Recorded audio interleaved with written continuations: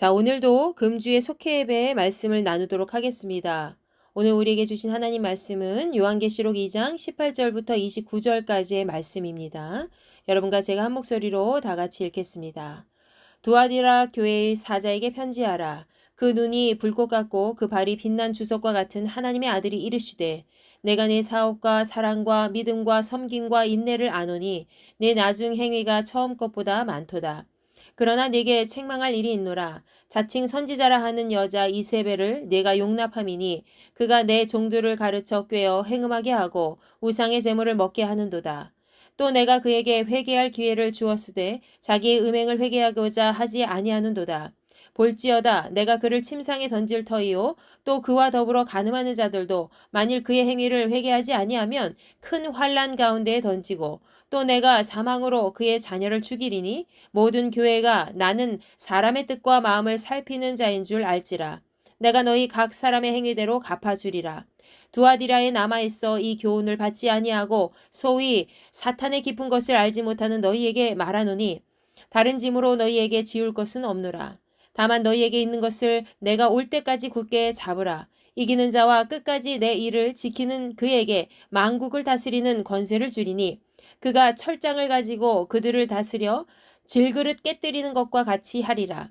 나도 내 아버지께 받은 것이 그러하니라. 내가 또 그에게 새벽별을 주리라. 귀 있는 자는 성령이 교회들에게 하시는 말씀을 들을지어다. 아멘. 요한계시록은 예수 그리스도의 계시의 말씀으로 소아시아 7교회에 보낸 편지입니다.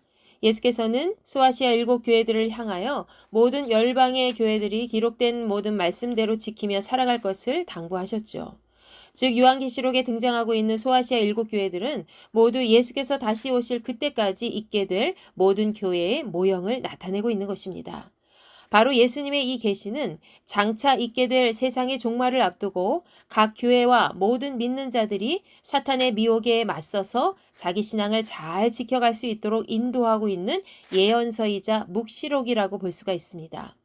그래서 요한계시록에는 소아시아의 각 교회별로 드러나고 있는 예수님의 칭찬과 책망 그리고 당부의 말씀이 모두 다릅니다. 여기서 특별히 오늘 본문 말씀에서는 두아디라 교회가 예수님께 받은 말씀이 무엇인지 살펴보도록 하겠습니다. 첫째, 주님께서는 두아디라 교회가 처음보다 나중에 한 일이 더 훌륭하다고 칭찬하셨습니다. 본문 18절 말씀에서 두아디라 교회에 말씀하신 하나님의 아들은 어떤 형상이었습니까? 그분의 눈은 불꽃 같고 그 발은 빛난 주석과 같다고 하였습니다. 즉 여기서는 사람의 마음을 살피시고 견고하게 다스리시는 권세를 가진 예수께서 두아디라 교회를 살피시며 말씀하신 내용이죠. 그 예수님이 19절 말씀에서 두아디라 교회가 했던 일 중에서 특별히 사랑과 믿음과 섬김 그리고 인내 행위를 아신다고 하시면서 그들의 이러한 행위가 처음보다 나중이 더 훌륭하다고 칭찬해 주셨습니다. 여기서 말씀하고 있는 두아디라 교회는 세상의 모든 교회들이 기본적으로 갖추어야 할 덕목을 갖춘 교회라고 할 수 있지요. 가장 먼저 예수님의 사랑으로 섬기기를 마다하지 않았고 언제나 고난 가운데 있어도 굳건한 믿음을 갖고 끝까지 인내하는 모습을 갖추었다는 것입니다. 이것은 모든 신앙인들과 또 교회들이 지켜야 할 덕목 중에 하나이죠. 그리고 가장 기본적인 것임에도 불구하고 사실은 지켜지지 못할 때가 많이 있습니다. 그럼에도 두아디라 교회는 처음 사랑을 버렸던 에베소 교회와 달리 사랑의 실천과 믿음의 행위를 인내하는 마음으로 잘 지켜갔던 것이지요. 그리스도인 역시 시간이 지나면 자기 신앙의 첫사랑을 잃어버릴 때가 종종 있습니다. 그럼에도 그 순간마다 계속 마음을 다잡고 자기 신앙이 흔들리지 않도록 예수님의 사랑을 잘 지키고 단단한 믿음으로 인내하는 사람은 언제나 두아디라 교회와 같이 처음보다 나중에 더 견실하여 흔들림 없는 믿음의 사람으로 주님 앞에 칭찬 듣는 삶을 살게 될 것입니다.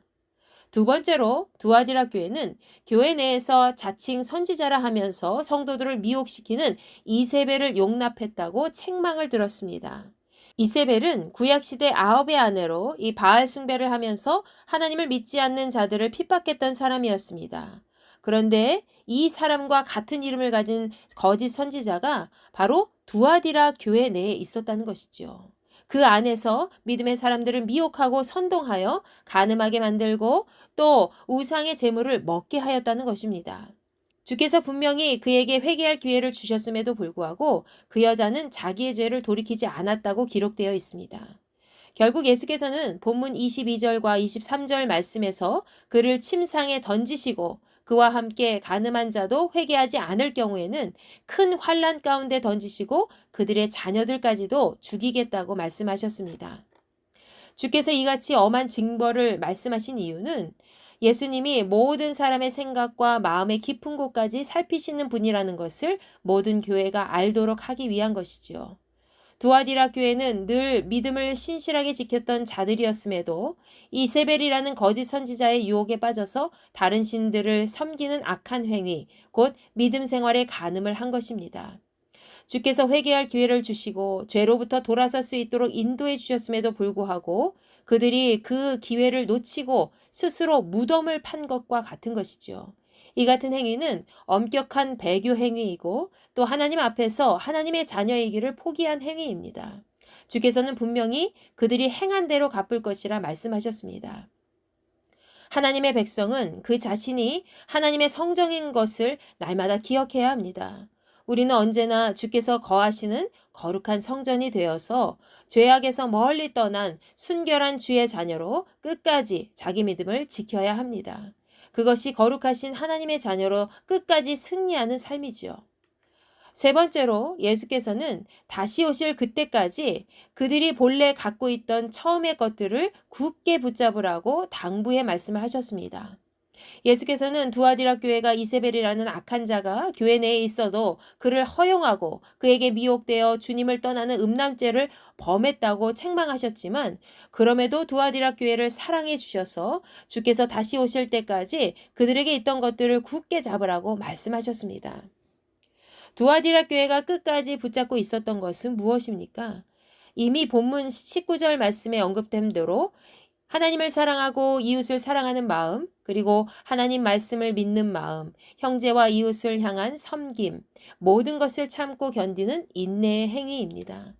두아디라 교회는 처음부터 지금까지 그 귀한 것들을 잘 간직하고 있었습니다. 그들이 만약 예수께서 다시 오실 그때까지, 세상이 사라질 때까지 그들에게 원래부터 있었던 믿음과 사랑, 섬김과 인내의 모습을 주님의 말씀대로 끝까지 잘 지키고 승리한다면 만국을 다스리는 권세를 주신다고 주께서 약속해 주셨습니다. 여기서 만국을 다스리는 권세는 27절에 기록된 대로 철장을 가지고 세상을 향하여 벌을 내리고 다스려서 질그릇처럼 그들을 깨뜨릴 수 있는 힘이라는 거죠. 이 권세는 예수께서 하나님 아버지께로부터 받은 권세와 같은 것이라 하였습니다. 바로 세상 권세가 아니라 하늘의 권세로 세상을 다스릴 힘을 주시겠다고 말씀하신 것이죠. 그리고 말씀을 끝까지 지키고 승리하는 자가 받는 상급이 또 하나 있습니다. 그것은 바로 새벽별이죠. 새벽별은 그리스도 예수님 자체를 의미하는 것입니다. 하나님 말씀대로 살고 그 말씀을 끝까지 잘 지키는 승리자는 바로 영원한 생명이신 예수님과 함께 영원토록 거하는 삶을 살아간다는 것입니다. 얼마나 큰 상급입니까? 예수께서는 들을 귀가 있는 모든 교회가 성령께서 주시는 말씀을 잘 듣고 깨우치라고 말씀하시면서 지금도 우리가 거하고 있는 모든 교회에 말씀하고 계십니다. 바울은 디모데후서 4장 말씀에서 선한 싸움을 싸우고 자신이 달려갈 길을 다 마치고 믿음을 지켰으니 이제 후로는 의의 면류관이 예비되었다고 당당하게 고백하며 선포하고 있습니다. 우리가 살아갈 동안 눈에 띄는 믿음의 업적을 남길 수는 없더라도 매 순간 우리의 일상생활 속에서 하나님의 말씀을 잘 지키며 살아갈 수는 있습니다. 예수께서 아버지 하나님의 말씀을 붙들고 끝까지 순종하여 죽음에서 이기셨듯이 우리 역시 사망 권세를 이긴 믿음의 삶으로 승리할 수 있다는 것이지요. 우리가 지금까지는 하나님의 말씀을 들어도 듣지 못하는 인생으로 살아왔다면 이제는 달라져야 할 것입니다. 하나님의 말씀은 우리를 영원한 생명의 길로 인도하는 진리 그 자체이기 때문입니다. 주께서 다시 오실 그때까지 이 말씀을 굳건히 하여 생명의 말씀을 잘 지켜 행하고 만국을 다스릴 권세와 새벽별을 차지하는 복된 그리스도인이 되시기를 간절히 소망합니다. 주기도문으로 예배를 마치겠습니다. 하늘에 계신 우리 아버지, 아버지의 이름을 거룩하게 하시며 아버지의 나라가 오게 하시며 아버지의 뜻이 하늘에서와 같이 땅에서도 이루어지게 하소서. 오늘 우리에게 일용할 양식을 주시고 우리가 우리에게 잘못한 사람을 용서하여 준 것 같이 우리 죄를 용서하여 주시고 우리를 시험에 빠지지 않게 하시고 악에서 구하소서. 나라와 권능과 영광이 영원히 아버지의 것입니다. 아멘.